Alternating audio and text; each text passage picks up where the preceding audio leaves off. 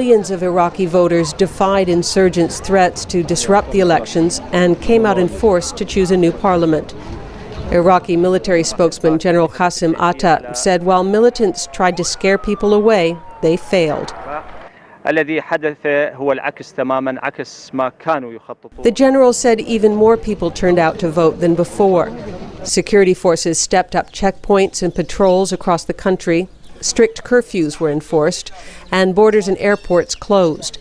Baghdad voter Mohammed al-Bayati is one of the many voters who say security was a key issue in making his choice. The American army will go out during this government. This makes the election so important. Half the remaining U.S. troops in Iraq are expected to leave by the end of August, with the other 50,000 out by the end of next year. This is only the second national election since American troops led the invasion of Iraq in 2003, and the first in which Iraqi security has taken the lead. Prime Minister Nouri al-Maliki, who's running for re-election, has lost support for not bringing violence to an end. But he continues to stress the importance of law and order and held up the election as an example of how things are starting to get on track.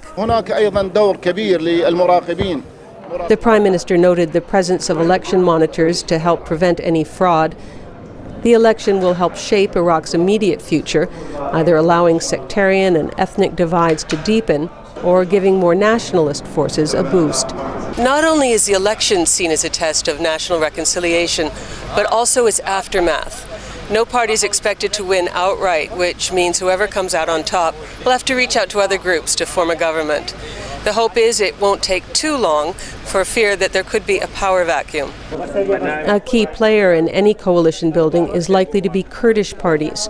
Kurdistan Prime Minister Barham Saleh stressed the need for the vote to be perceived as open. He promised the Kurdish government would do its best to ensure the security of elections, which he said he hoped would be transparent, democratic, and honest. The fact there is no clear-cut front-runner, as is the norm in more stagnant authoritarian states nearby, has led many voters to seize their chance to make a difference.